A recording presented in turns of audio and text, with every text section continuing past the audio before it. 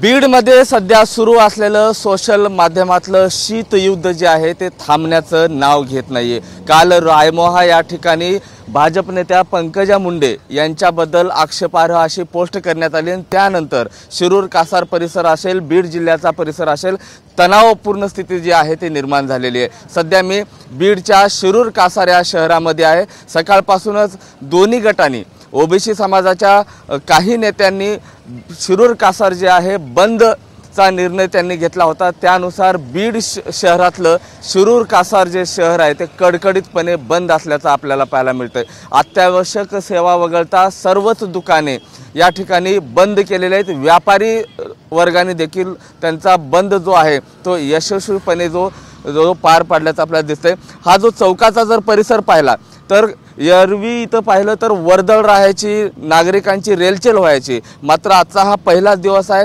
सकाळी 9 वाजल्यापासून शिरूर कासार जे शहर आहे ते कडकडीतपणे बंद पाळण्यात आलेलं आहे।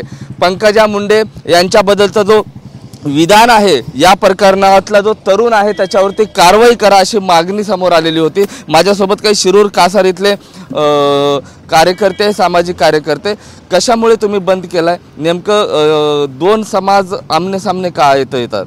आमच्या नेत्या लोकनेत्या पंकजाताई मुंडे यांच्याबद्दल वादग्रस्त विधान केलेले आहे आणि ते दोन समाजात तेढ निर्माण होऊ नये म्हणून आम्ही ते शिरूर शहर बंद केलं आहे आणि त्यांच्यावर कडक कारवाई होईल आम्हाला पोलीस प्रशासनाकडून आमची मागणी आहे।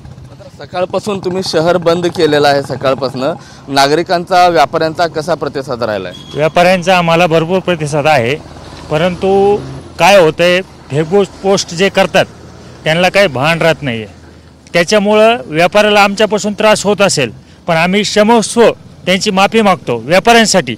परंतु आमच्या नेत्या पंकजताई गोपीनाथ मुंडे यांच्यावर इतक्या खालच्या स्तरावर काही कमेंट येतात की त्या खूप अवघड आहेत आणि हे जर एवढं पोलीस प्रशासनाने जर आमचं नाही ऐकलं बंद करून तर आम्ही महाराष्ट्र बंद करू आणि त्याचे हक आम्ही 2 दिवसात तुम्हाला समजू। मात्र आता काय दोन्ही समाजाला आव्हान कराल? हे कुठं थांबणार आहे का? नाही, खरं तर राजकारणात इतक्या खालच्या पातळीवर जाऊन एकमेकांवर टीका नाही झाली पाहिजेत। कारण की एक नेत्या मानल्यानंतर त्यांचा आदर्श घेणारी ही जनता असते। त्याच्यामुळे त्यांनी हा संभ्रम निर्माण करू नये एकमेकांमध्ये आणि खालच्या समाजाने या उच्च दर्जाच्या नेत्यावर इतक्या खालच्या पातळीवर जाऊन टीका कुणीही करू नये अशी माझी सर्वांना विनंती राहील। नक्कीच सोशल माध्यमातून ह्या ज्या टीका टिप्पण्या आहेत त्याचा जो लोन आहे तो दिवसेंदिवस वाढतच चाललाय।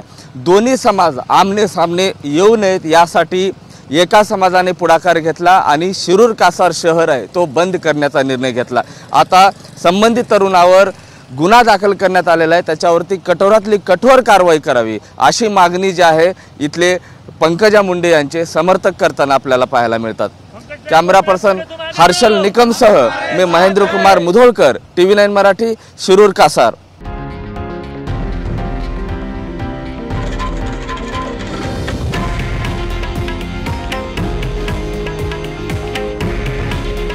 हे आहे देशातील नंबर 1 न्यूज नेटवर्क आणि आपण पाहत आहात TV9 मराठी। काळजी तुमची, हित महाराष्ट्राचं।